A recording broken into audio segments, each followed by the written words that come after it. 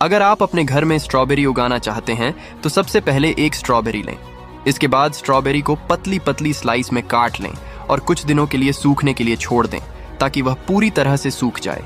जब स्लाइस अच्छी तरह से सूख जाए तो बीजों को खुरच कर अलग कर लें। अब मिट्टी और कोकोपीट को मिलाकर एक गमले में भर लें।